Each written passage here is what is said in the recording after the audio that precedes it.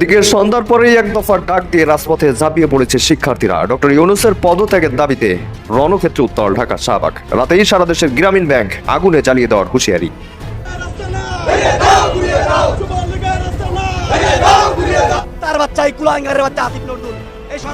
আমরা শুনছি আন্দরকিল্লা শাহী জামে মসজিদ থেকে এই মুহূর্তে একটি কফিন মিছিল বের হয়েছে। সেই কফিন মিছিলটি আন্দরকিল্লা আর এর মাঝে এই ঘটনাগুলো যখন ঘটছে তখন আবারও দেখলাম গ্রামীণ ব্যাংকের টার্গেট হতে। আবারও গ্রামীণ ব্যাংকের টার্গেট করা হলো, গ্রামীণ ব্যাংকে আগুন দেওয়া হলো, মোটরসাইকেল পুড়িয়ে দেওয়া হলো এবং সেখানে ফায়ার সার্ভিস গিয়ে আগুন নেভাতে সক্ষম হলেন। একের পর এক গ্রামীণ ব্যাংকে আগুন দেওয়া, আক্রমণ করা, বোমা মারা এই ঘটনাগুলো ঘটছে। দর্শক, পরিস্থিতি একেবারে ভয়ঙ্কর এবং নৈরাজ্যের দিকে ধাবিত হচ্ছে। কি পরিমাণ ক্ষয়ক্ষতি হবে, কি পরিমাণ ভয়াবহতা তৈরি হবে দর্শক এখনো বলতে পারছি না। আজকে হাদির মৃত্যুকে ঘিরে এই ধরনের কোনো কর্মসূচি ছিল না। তো ভারত কি আক্রমণের সুযোগ পেয়ে গেল? হাসনাতের সেভেন সিস্টার্স ভেঙে দেওয়ার হুমকির বিপরীতে ভারতের শোরগোল পড়ে গেছে। মনে করিয়ে দেওয়া হয়েছে ভারত পারমাণবিক দেশ, চাইলে সেকেন্ডের মধ্যে বাংলাদেশকে উড়িয়ে দিতে পারে ভারত। ওসমান হাদির পর পরবর্তী টার্গেট হতে যাচ্ছে হাসনাত আব্দুল্লাহ। ফাইনাল করে খাইতে খাইতে আল্লাহ সারের মতো এরকম ফুল গেছে জিহাদিগুলি। এই মালগুলিরে অ্যারেস্ট করা, এই মালগুলিকে যদি অ্যারেস্ট না করে বাংলা শান্তি আসবে। এখানে হাদি একটা জাস্ট ছুতা। আসল কাজ ছিল বাংলাদেশকে তারা জাহান্নাম বানাবে, যে কোনোভাবেও বাংলাদেশে জাহান্নাম বানাবে, বাংলাদেশে গণতন্ত্র ফিরতে দেবে না। আসসালামু আলাইকুম প্রিয় দর্শক, নতুন একটা ভিডিওতে সবাইকে স্বাগতম। তো ইতিমধ্যেই আপনারা অনেকগুলো ভিডিওর অংশবিশেষ দেখেছেন। তো দেখে নিশ্চয়ই বুঝতে পেরেছেন যে ভিডিওটা আসলে কতটা গুরুত্বপূর্ণ এবং আকর্ষণীয় হতে চলেছে। তো চলুন কথা না বাড়িয়ে সম্পূর্ণ ভিডিওটা দেখে আসি। দেখার আগে বলবো, যারা আমাদের চ্যানেলটি এখনও পর্যন্ত সাবস্ক্রাইব করেননি দয়া করে সাবস্ক্রাইব করে দিন। যারা ইতিমধ্যেই সাবস্ক্রাইব করেছেন তাদের অসংখ্য ধন্যবাদ। তো প্রিয় দর্শক, চলুন কথা না বাড়িয়ে একটি লাইক দিয়ে সম্পূর্ণ ভিডিওটা দেখে আসি। হাসনাত আব্দুল্লাহ ফাইনাল করে খাইতে খাইতে আল্লাহ সারের মতো এরকম ফুল গেছে জিহাদিগুলি। আজকে দেখলাম এইগুলি ফুল্লা ফুটবলের মতো হয়েছে। এক একটা খাইতে খাইতে উপরে দেয়া খায়, নিচ দেয়া খায়, ব্যাংকে খায়, গলা দেয়া খায়, খাইতে খাইতে তো গলাই পর্যন্ত ঠিক গেছে। এই মালগুলিরে অ্যারেস্ট করা, এই মালগুলিকে যদি অ্যারেস্ট না করে বাংলা শান্তি আসবে না। বেশি না, 1000 এই সকল পোলাপান অ্যারেস্ট করে ফেলা উচিত। পোলাপান মূল বিষয় আছে, অ্যারেস্ট করে ব্রিফ ট্রায়ালে ফেলা দেওয়া উচিত। হ্যাঁ, একেবারে ব্রিফ ট্রায়ালে, সংক্ষিপ্ত বিচার করে শাস্তি দিয়ে দেওয়া উচিত। এগুলো সব জিহাদি ক্রিমিনালস। এক হাদির জন্য বাংলাদেশ জ্বালায় ফেলাইতেছে। ব্যাপারটা সেরকম না। এখানে হাদি একটা জাস্ট ছুতা। আসল কাজ ছিল বাংলাদেশকে তারা জাহান্নাম বানাবে, যে কোনোভাবেও বাংলাদেশে জাহান্নাম বানাবে, বাংলাদেশে গণতন্ত্র ফিরতে দেবে না। এবং যেহেতু এখন তারেক বাংলাদেশে ফেরত আসতে যাচ্ছে, তারেকের আশাটাকে বন্ধ করতে হবে। এটা হচ্ছে মূল। এই ভারতে কিছু না, আর এই ওসমান হাদিও কিছু না। ওসমান হাদি এরা তো শহীদ অর্জন আগে থেকে বসেছিল। তাহলে কি এখন প্রতিটা এক একজন ফাল পারবো, ইচ্ছা করে থ্রেট দিব, একজনকে ভারতকে হুমকি দিব, ওরে হুমকি দিব, সেভেন সিস্টেম ফেলাইব, এক একজন মরবো, আর এক একজন শহীদ দিবস পালন করবো। ফাইজলামি জায়গা পায় না। তাহলে 1971 সালে আমাদের অসংখ্য মানুষ শহীদ হয়েছে। তাহলে পাকিস্তানে বেশি আমরা করতে দিলাম কেন দিলাম? সেটা তো সবচেয়ে বড় ভুল ছিল আমাদের, যে পাকিস্তান হাই কমিশন বাংলাদেশে। তাহলে তো ওইটা ঘেরা করা উচিত প্রতি 16 ডিসেম্বর আসলে। সেটা কেন করবো না আমরা? সেটা আগে বলা উচিত যে চৌধুরী মনুদ্দিনরা যখন আমাদের যারা ইন্টেলেকচুয়াল তাদেরকে যখন হত্যা করে, তারা যখন চলে গেল ইংল্যান্ডে, আমেরিকায়, এই সকল রাজাকাররা, এই সকল আলবদররা, তাহলে সেটার জন্য আমরা কি করবো এখন? তাহলে তার জন্য আমরা কেন ওদেরকে ক্ষমা করে দিব? ওই হিসাব নিক না আগে। কি এক ওসমান হাদি এর জন্য পুরো বাংলাদেশ জ্বালা দিতেছে না, এটা ওসমান হাদি ফ্যাক্টর না। কারণ ওর ভিতরে ডর ঢুকছে, এই জেহাদিকে ভিতরে ডর ঢুকছে। এই যে এনসিপির পোলাপান, চ্যাংরা পোলাপান, ওকে ভিতরে ডর ঢুকছে। চ্যাংরা তো রক্ত গরম, তো ওই যে ফাল পারছে, মনে করছে হাসিনারে ফালাই দিছি, জনগণরা আসলে ওকে পিছিয়ে ছিল ওই সময়। অগতের শক্তিটা দূর, ওইটা তারা বুঝে নাই, ওটা এখন বুঝবো, বুঝছেন না? কারণ কি জানেন, এর ভিতরে ডর ঢুকে গেছে। চিন্তা করে ওসমান হাদিরে ফালাই দিছে, কোন দিন আমার ফালাই দেয়, কোন দিন ওরে ফালাই দেয়। তো খাওয়ান দান বন্ধ হয়ে গেছে, এদের বেসিক্যালি খাওয়ান দান বন্ধ হয়ে গেছে। এর জন্য ডরের চোট এগুলি করতেছে। ওই যে মোমবাতি নিবারকে বুদবুদ করে, কারণ জানে এরা আন্তর্জাতিক ক্ষেত্র সমালোচিত হয়ে গেছে। কারণ ইউনূস সরকার প্রচন্ড সমালোচিত হয়েছে, গণতন্ত্র গণটিকে হত্যা করছে, বিচারের নামে প্রহসন করছে। আরে ভাই, আওয়ামী লীগের বিচার করে না করছে, সুষ্ঠু বিচার তো করতে পারেন না, করছেন বিচার নামে প্রহসন করছেন। ওই যে রাজাকারদেরকে বিচার করেন নাই, তাজুলের মতো রাজাকারদের বিচার করেন নাই, করছেন। তাইলে এরা সব দিক দিয়ে আন্তর্জাতিক মহলেও এবং পার্শ্ববর্তী সকল দেশের কাছে এর আবেদন হারাই ফেলছে। এদেরকে সবাই সন্ত্রাসী মনে করে। এখন তাই ফাল পারতেছে।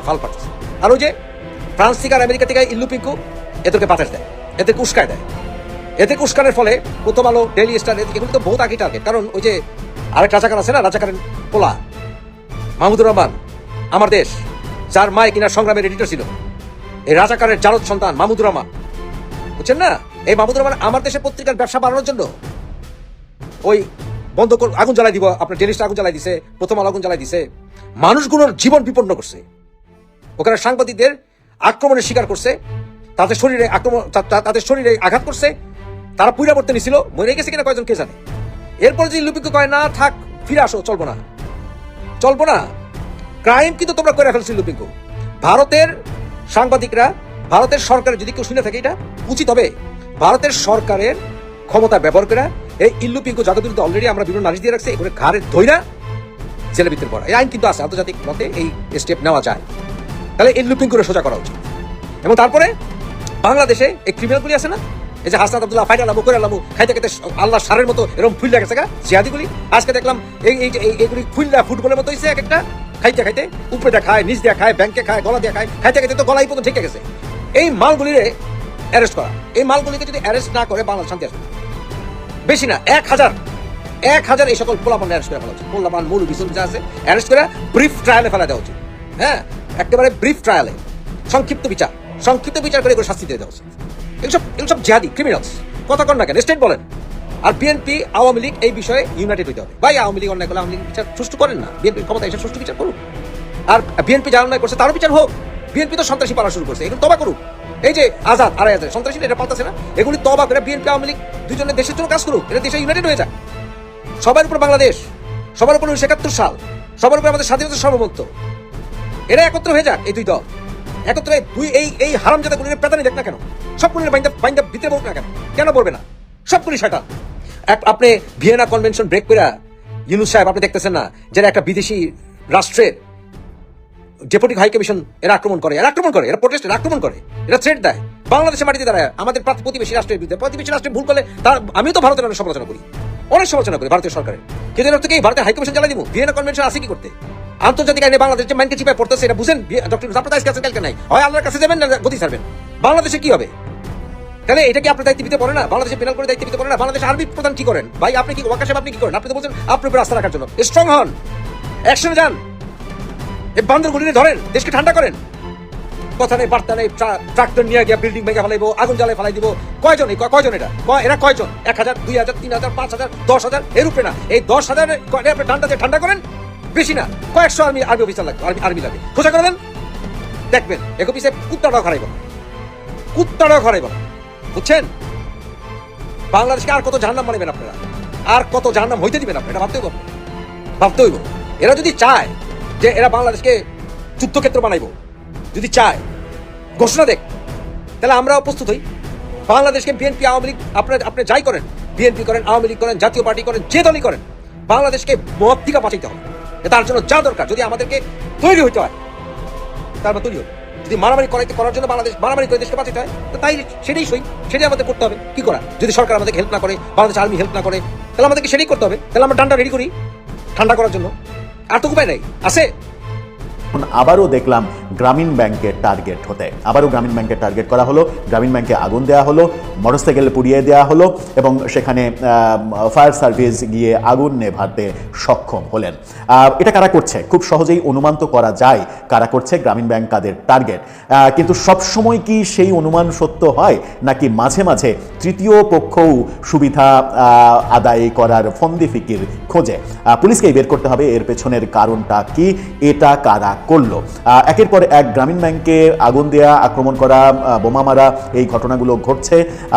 এবার আবার ঘটলো, কোথায় ঘটলো, কিভাবে ঘটলো? এবার আক্রমণ করা হলো, 3টি মোটরসাইকেল পুড়িয়ে দেওয়া হলো, আগুন ধরিয়ে দেওয়া হলো গ্রামীণ ব্যাংক অফিসে। ঘটনাটা ঘটেছে ফেনীতে।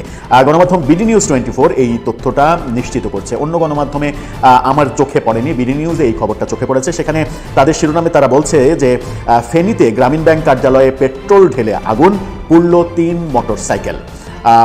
ভোরবেলায় এই ঘটনা ঘটেছে বলে বিডি নিউজ বলছে। বিস্তারিত খবরে তারা বলছে ফেনীতে সদর উপজেলায় গ্রামীণ ব্যাংকের কার্যালয়ে পেট্রোল ঢেলে আগুন দেওয়ার ঘটনা ঘটেছে। এতে ভবনের বারান্দায় থাকা আসবাবপত্র সহ 3 মোটরসাইকেল পুড়ে গেছে বলে পুলিশ জানিয়েছে। আজকে ভোরে উপজেলার সরস্বতী ইউনিয়নের বাজারে ব্যাংকটির সরস্বতী বাজার শাখায় এই ঘটনা ঘটে বলে ফেনী মডেল থানার পরিদর্শক তদন্ত সজলকান্তি দাস তিনি নিশ্চিত করেছেন। গ্রামীণ ব্যাংকের সরস্বতী বাজার শাখার ব্যবস্থাপক অশোক কুমার দেবনাথ বলেন, কে বা কারা সীমানা প্রাচীর টপকে ভেতরে প্রবেশ করে ব্যাংকের মূল ভবনের ফটকের বাইরে পেট্রোল ঢেলে আগুন দিয়েছে। পুড়ে যাওয়া মোটরসাইকেলের অবস্থাটা দেখেন, এই ছবিটা দেখেন, কি বিভৎস অবস্থা, একেবারে পুড়িয়ে মানে কলকবজা বের করে ফেলেছে একেবারে। নিরাপত্তা প্রহরী বিষয়টি টের পেয়ে স্থানীয় সহায়তায় আগুনের নিয়ন্ত্রণের চেষ্টা করে। খবর পেয়ে ফায়ার সার্ভিস ঘটনাস্থলে গিয়ে আগুন নিয়ন্ত্রণে নেয়। এতে ভবনের বারান্দায় থাকা 3টি মোটরসাইকেল, 2টি বেঞ্চ সহ অনেক কিছুই পুড়ে গেছে। ভবনের কিছু অংশও ক্ষতিগ্রস্ত হয়েছে। ফেনী ফায়ার সার্ভিস অফিস থেকে জানানো হয়েছে, ঘটনাস্থলে 20 মিনিটের মধ্যে তারা পৌঁছেছে এবং আগুনের কারণ অনুসন্ধান করার কাজ করছে তারা। পুলিশ পরিদর্শক সজলকান্তি দাস বলেছেন, খবর পেয়ে ঘটনাস্থল পরিদর্শন করেছে পুলিশ। এই ঘটনায় থানায় লিখিত অভিযোগ করেছে ব্যাংক কর্তৃপক্ষ। তদন্ত সাপেক্ষে প্রয়োজনীয় আইনি ব্যবস্থা নেওয়া হবে। একের পর এক গ্রামীণ ব্যাংকে কিন্তু হামলা করা হচ্ছে। সারা দেশে এই ঘটনাটা অনেকবার ঘটতে দেখলাম। এমনকি ঢাকায় গ্রামীণ ব্যাংকের যে প্রধান কার্যালয় মিরপুরে, সেখানেও ককটেল বিস্ফোরণের ঘটনা কিন্তু আমরা দেখেছিলাম। তার মানে গ্রামীণ ব্যাংক একটা বড় টার্গেট হচ্ছে। এটার পেছনে কারণ কি? এটার পেছনে কারণ কি? প্রফেসর ইউনুস, যার প্রতিষ্ঠিত গ্রামীণ ব্যাংক, মূলত গ্রামীণ ব্যাংকের মাধ্যমেই তো, গ্রামীণ ব্যাংকের কল্যাণেই তো তিনি নোবেল প্রাইজ পেয়েছেন। এবং সেই নোবেল প্রাইজ পাওয়া বিশ্ববরেণ্য প্রফেসর ইউনুস যখন আমাদের প্রধান উপদেষ্টার দায়িত্ব পালন করছেন, তখন দায়িত্বে থাকা অবস্থাতেই গ্রামীণ ব্যাংকের উপরে এই ধরনের আক্রমণ অনেককেই আতঙ্কিত করছে। গ্রামীণ ব্যাংকে যারা চাকরি করছেন তারা আতঙ্কের মধ্যে দিন যাপন করছেন। এর আগে গণমাধ্যমে আমরা দেখেছিলাম গ্রামীণ ব্যাংকের কর্মকর্তা কর্মচারীরা ব্যক্তি জীবনেও আতঙ্কের মধ্যে বাস করছেন, তারা বাসাতেও নিরাপত্তাহীনতার মধ্যে বাস করছেন। গ্রামীণ ব্যাংক থেকে তাদের ফেসবুক পেজে বারবার বলা হচ্ছে, গ্রামীণ ব্যাংক কোনো ব্যক্তির কিংবা গোষ্ঠীর প্রতিষ্ঠান নয়, এটা সারা বাংলাদেশের সাধারণ মানুষের, সাধারণ নারীদের প্রতিষ্ঠান। এই প্রতিষ্ঠানের কারো ব্যক্তি মালিকানা নেই, এই ধরনের কথা বলা হচ্ছে। কিন্তু যারা আক্রমণ করছে তারা কি মানে আওয়ামী লীগের পক্ষ থেকেই আক্রমণ হচ্ছে? এই সাধারণ ধারণাটা তো করা যেতেই পারে, যেহেতু প্রফেসর ইউনুস এখন আওয়ামী লীগের অন্যতম প্রধান শত্রুতে পরিণত হয়েছেন। কিন্তু এই গ্রামীণ ব্যাংকে যারা মানে চাকরি করছেন তাদের মানে বিপদে ফেলার কারণ কি? তাদের কি দোষ? তারা কি দোষ করলেন? এই প্রশ্নটা কিন্তু উঠছে। তাদের জনজীবন অনিশ্চিত করে, তাদের আতঙ্কের মধ্যে রেখে আদতে লাভটা কি? এই প্রশ্ন উঠছে। সম্প্রতি সাংবাদিক আনিস আলমগীর সন্ত্রাস বিরোধী আইনে গ্রেপ্তার হয়ে তাকে 5 দিনের রিমান্ড নেওয়া হয়েছে। সেই আনিস আলমগীর এক ধরনের মন্তব্য করেছিলেন, বলা হচ্ছে, বিভিন্ন দিকে আলোচিত হচ্ছে যে সেই সকল মন্তব্যের কারণেই তাকে মূলত গ্রেপ্তার করা হয়েছে। তিনি বলেছিলেন যে গ্রামীণ ব্যাংকে আক্রমণ করবে, আওয়ামী লীগ গ্রামীণ ব্যাংকে আক্রমণ করবে। জুলাই যে জাদুঘর করা হয়েছে গণভবন, সেই গণভবনে মানে জুলাই জাদুঘরে তারা আক্রমণ করবে, এই ধরনের মন্তব্য করে তিনি বিতর্কিত হয়েছিলেন। এবং অনেকেই বলেন যে গ্রামীণ ব্যাংকে আক্রমণ করবেন, এই ধরনের মন্তব্য করার কারণেই তাকে মূলত গ্রেপ্তার করা হয়েছে। যদিও আমরা জানি না যে মূল কারণটা কি। হাদির আহত হওয়া কিংবা আক্রমণের শিকার হওয়ার পরে একটা পক্ষ আনিস আলমগীরকে দোষারোপ করতে থাকেন যে হাদিকে মানে আক্রমণ উপযোগী করে তুলেছেন বিভিন্ন বয়ানের মাধ্যমে আনিস আলমগীর সহ অনেকেই। এই ধরনের বক্তব্য আমরা শুনেছি। অর্থাৎ বিভিন্ন জনের বক্তব্যে বিশ্লেষণে গ্রামীণ ব্যাংক একটা বড় ইস্যু হয়ে দাঁড়িয়েছে, যেটা কোনোভাবেই কাম্য নয়। কারণ সেটা বাংলাদেশের একটা প্রতিষ্ঠান। হ্যাঁ, প্রফেসর ইউনুস তৈরি করেছেন, প্রফেসর ইউনুসের সঙ্গে আপনাদের শত্রুতা থাকতেই পারে, শত্রু হিসেবে গণ্য করতেই পারেন, কিন্তু তার জন্য গ্রামীণ ব্যাংকে যারা লক্ষ লক্ষ মানুষ যারা চাকরি করছে, জীবিকা নির্বাহ করছে, তাদের জীবনে যদি আপনি আতঙ্ক তৈরি করেন, তাহলে এটা কোনোভাবেই মানবিক কাজ হবে না বলেও বিজ্ঞজন যারা নিরপেক্ষভাবে আলোচনা করার চেষ্টা করেন তারা বলার চেষ্টা করছেন। দর্শক, আপনার কি মনে হয় গ্রামীণ ব্যাংকে একের পর এক এই আক্রমণের কারণ কি? আওয়ামী লীগ কি এক ধরনের রাগ, ক্ষোভ কিংবা রাগের ঝাল তুলছে এটাতে? এটা করে মানে গ্রামীণ ব্যাংক বাংলাদেশের প্রতিষ্ঠান হিসেবে যেহেতু রয়েছে, একটা ব্যাংক হিসেবে, সেখানে আক্রমণ করে তাকে ক্ষতিগ্রস্ত করে কিংবা তার কর্মকর্তা কর্মচারীদের আতঙ্ক তৈরি করে কি কোনো লাভ আদৌ হবে? হুঙ্কার ছাড়লেন, আওয়ামী লীগের নেতাকর্মীদের আশ্রয় ও প্রশিক্ষণ দিয়ে সন্ত্রাসী কর্মকাণ্ডে উস্কানি দিলে ভারতের 7 সিস্টার্স অঞ্চলকে আলাদা করে দেওয়া হবে। সেকেন্ডের মধ্যে এই হুঙ্কার পৌঁছে গেল দিল্লি। গরম হলো পুরো ভারত। বাংলাদেশের হাইকমিশনারকে ডেকে শাসালো মোদির দেশ। এরপর বুধবার অর্থাৎ বিজয় দিবসের একদিন পর হাসনাত আব্দুল্লাহ আবার হুঙ্কার ছাড়লেন। খুনি হাসিনাকে আশ্রয় দেওয়ার জন্য ভারতীয় হাইকমিশনকে শুধু ধমক না, লাঠি দিয়ে বের করে দেওয়া উচিত ছিল। এমন পরিস্থিতিতে কখনো পড়েনি ভারত বাংলাদেশ সম্পর্ক, যেন ঠিক এই মুহূর্তে বিশ্ব ব্রহ্মাণ্ডে বাংলাদেশের একমাত্র শত্রু দেশ ভারত। তেমনি পাকিস্তানকে টপকে যেন ভারতের 1 নম্বর শত্রু দেশে পরিণত হয়েছে বাংলাদেশ। হাসনাতের 7 সিস্টার্স ভেঙে দেওয়ার হুমকির বিপরীতে ভারতের শোরগোল পড়ে গেছে। মনে করিয়ে দেওয়া হয়েছে ভারত পারমাণবিক দেশ, চাইলে সেকেন্ডের মধ্যে বাংলাদেশকে উড়িয়ে দিতে পারে ভারত। ওসমান হাদির পর পরবর্তী টার্গেট হতে যাচ্ছে হাসনাত আব্দুল্লাহ, এমনটাই টুইট করেছেন ভারতের সাবেক অভিজ্ঞ সেনা কর্মকর্তা কর্নেল অজয় কে রায়না। এদিকে এভাবে আচরণ করতে থাকলে বাংলাদেশকে শিক্ষা দিতে হবে বলে হুমকি দিয়েছেন ভারতের উত্তর পূর্বাঞ্চলীয় রাজ্য আসামের মুখ্যমন্ত্রী হিমন্ত বিশ্ব শর্মা। অর্থাৎ হঠাৎই হাদি ইস্যুতে যেন লঙ্কা কাণ্ড বেঁধে গেছে গোটা অঞ্চলে। এই পরিস্থিতির মধ্যে বুধবার নয়াদিল্লিতে বাংলাদেশের হাই কমিশনার এম রিয়াজ হামিদুল্লাহকে ভারতের পররাষ্ট্র মন্ত্রণালয়ে তলব করা হয়েছে। যদিও হাদির উপর হামলাকারীরা ভারতে আশ্রয় নিয়েছে এমন দাবি করে গত 14 ডিসেম্বর ভারতের হাই কমিশনার প্রণয় ভার্মাকে তলব করে বাংলাদেশের পররাষ্ট্র মন্ত্রণালয়। ওসমান হাদিকে হত্যা চেষ্টায় জড়িত সন্দেহভাজন ব্যক্তিরা ভারতে প্রবেশ করলে তাদের গ্রেপ্তার করে ফেরত পাঠানোর আহ্বান জানায় বাংলাদেশ। যদিও এমন দাবি প্রত্যাখ্যান করে ভারত। এই ঘটনার পর হাসনাত ও ডাকসু নেতাদের ভারত বিরোধী বক্তব্য ও স্লোগানের জেরে 17 ডিসেম্বর বাংলাদেশের হাই কমিশনারকে তলব করে ভারতের পররাষ্ট্র মন্ত্রণালয়ের যুগ্ম সচিব বি শ্যাম। হাই কমিশনারকে তলব করে কি বলা হয়েছে তা নিয়ে ভারতের পররাষ্ট্র মন্ত্রণালয় একটি সংবাদ বিজ্ঞপ্তি দিয়েছে। এতে ভারত জানায় বাংলাদেশের কিছু চরমপন্থী গোষ্ঠী ঢাকায় অবস্থিত ভারতীয় হাই কমিশন ঘিরে নিরাপত্তা পরিস্থিতি সৃষ্টির পরিকল্পনা করছে। শান্তিপূর্ণ পরিবেশে অবাধ, সুষ্ঠু, অন্তর্ভুক্তিমূলক ও বিশ্বাসযোগ্য নির্বাচন আয়োজনের আহ্বান জানিয়ে আসছে ভারত। বাংলাদেশের অবনতির দিকে থাকা নিরাপত্তা পরিস্থিতি নিয়ে নয়াদিল্লি উদ্বিগ্ন। ভারতের এহেন কথায় প্রতিবাদ জানায় বাংলাদেশ। পররাষ্ট্র উপদেষ্টা তৌহিদ হোসেন বলেন, গত 15 বছর নির্বাচন নিয়ে ভারতের এমন বিবৃতি আমরা দেখিনি। এখন তাদের দেওয়ার নসিহত আমরা মেনে নিতে চাই না। ভারত চাইলে শেখ হাসিনার বক্তব্য দেওয়া থামাতে পারে। তিনি ভারতে বসে গণমাধ্যমে বক্তব্য দেন, পাশের দেশে বসে দেশে অস্থিরতা সৃষ্টির চেষ্টা করছেন। অর্থাৎ সরকারের সাথে সরকারের তিক্ততাও প্রকাশ্যে আসতে শুরু করেছে। বুধবার কোনো ধরনের পূর্ব ঘোষণা ছাড়াই দুপুরের পর ঢাকার ভারতীয় ভিসা সেন্টার বন্ধ ঘোষণা করা হয়।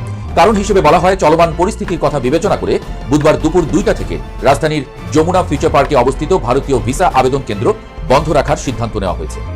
আইব্যাক বাংলাদেশের ওয়েবসাইটেও এই সংক্রান্ত একটি নোটিশ প্রকাশ করা হয়। এতে বলা হয়েছে, উদ্ভূত নিরাপত্তা পরিস্থিতির কারণে বুধবার দুপুর 2টার পর আর কোনো কার্যক্রম চলবে না। অর্থাৎ 7 সিস্টার্স বিচ্ছিন্ন করার হুঙ্কার ভারতের সব মহলে আলোড়ন তুলেছে। এই খবরে ছেয়ে গেছে ভারতের সব গণমাধ্যম। দেশটিতে আলোচনায় উঠেছে যে দেশটাকে 71 সালে এতটা দেয়া হলো, সেই দেশটা কেন ভারতের বিরুদ্ধে লেগেছে আদা জল খেয়ে। পশ্চিমবঙ্গের বাঙালি সমাজে যেন ঝড়ই বয়ে গেছে হাসনাতদের এমন ঘটনায়। দেশের প্রশ্নে ভারত যেমন এক হয়ে যায়, এক্ষেত্রেও তেমনটাই দেখা গেছে। যদিও বাংলাদেশের পররাষ্ট্র উপদেষ্টা হাসনাতের এমন বক্তব্য প্রত্যাখ্যান করে বলেছেন, এমন বক্তব্যের ভিত্তি নেই। তবুও প্রতিক্রিয়া আদতে শুরু হয়েই গেছে বলে মনে করছেন বিশ্লেষকরা। এখন প্রশ্ন হলো, ভারত কি বসে থাকবে? বিপদে পড়তে পারে বাংলাদেশ। ভারত এখন কি করতে পারে? বিশ্লেষকরাই বা কি বলছেন? ভারত কেন হাসনাতের এই 7 সিস্টার্স মন্তব্যে এতটা তেতে আছে, সেটা বুঝতে হলে ভারতের অভ্যন্তরীণ ভূরাজনীতি বুঝতে হবে। ভারতের উত্তর পূর্বাঞ্চলীয় এই 7টি রাজ্য ভারতের মূল ভূখণ্ডের সঙ্গে মাত্র 20 থেকে 22 কিলোমিটারের একটি সরু পথ দিয়ে যুক্ত থাকে। একে বলা হয় চিকেন স্নেক বা শিলিগুড়ি করিডোর। ভারতের ভয় হলো, কোনোভাবে যদি এই পথ বন্ধ হয়ে যায় বা ওই অঞ্চলে বিচ্ছিন্নতাবাদী অস্থিরতা তৈরি হয়, তবে ভারত তার মূল ভূখণ্ডের সাথে এই অংশের যোগাযোগ হারাবে। আর সেই স্পর্শকাতর জায়গাতেই আঘাত করেছে হাসনাত আব্দুল্লাহ এবং সাবেক তথ্য উপদেষ্টা মাহফুজ আলম। ভারতের সাবেক সেনা কর্মকর্তা অজয় কে রায়নার টুইট আর আসামের মুখ্যমন্ত্রী হিমন্ত বিশ্ব শর্মার হুঁশিয়ারি প্রমাণ করে যে ভারত বিষয়টিকে কেবল একজন রাজনীতিবিদের বুলি হিসেবে না দেখে একে জাতীয় নিরাপত্তার হুমকি হিসেবে গণ্য করছে। হাসনাত বলেছেন, ভারতকে স্পষ্ট ভাষায় বলতে চাই, যারা আমার দেশের সার্বভৌমত্বকে বিশ্বাস করে না, যারা আমার দেশের সম্ভাবনাকে বিশ্বাস করে না, যারা ভোটাধিকারকে, মানবাধিকারকে বিশ্বাস করে না, যারা এদেশের সন্তানকে বিশ্বাস করে না, আপনারা মানে ভারত যেহেতু তাদের আশ্রয় প্রশ্রয় দিচ্ছেন, কথা স্পষ্ট করে বলে দিতে চাই, ভারতের যারা সেপারেটিস্ট আছেন, বাংলাদেশে আমরা তাদের আশ্রয় প্রশ্রয় দিয়ে যে 7 সিস্টার্স আছে সেটাকে ভারত থেকে আলাদা করে দেব। চিকেন স্নেক ভারতের সবচেয়ে স্পর্শকাতর জায়গা, সেখানে ঢিল দিয়ে যেন পুরো ভারতের মাথায় খারাপ করে দিয়েছেন হাসনাত। তো ভারত এখন কি করতে পারে? বিশ্লেষকরা মূলত 3টি দিকের কথা বলছেন। প্রথমত, কূটনৈতিক একঘরে করার চেষ্টা।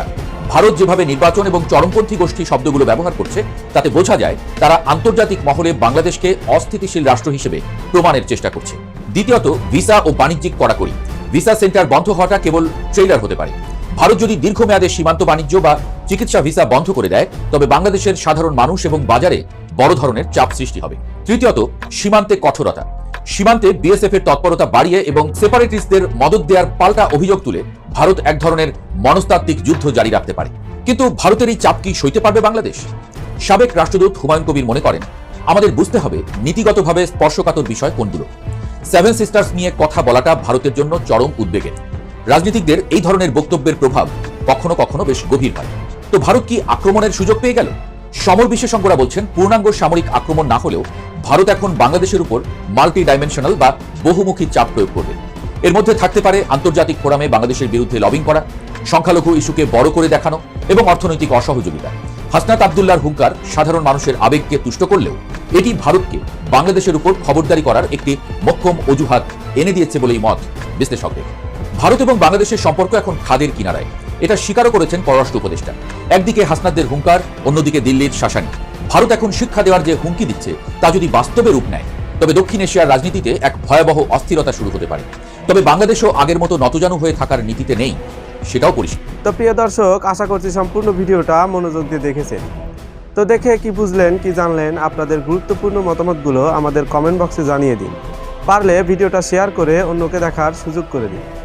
আবারও বলছি, যারা আমাদের চ্যানেলটি এখনো পর্যন্ত সাবস্ক্রাইব করেনি দয়া করে সাবস্ক্রাইব করে দিন। যারা ইতিমধ্যেই করে দিয়েছেন তাদের অসংখ্য ধন্যবাদ। তো প্রিয় দর্শক, আজকের মতো এ পর্যন্তই। দেখা হবে পরবর্তী কোনো নিউজে। ততক্ষণ সবাই ভালো থাকবেন, সুস্থ থাকবেন। আল্লাহ হাফেজ।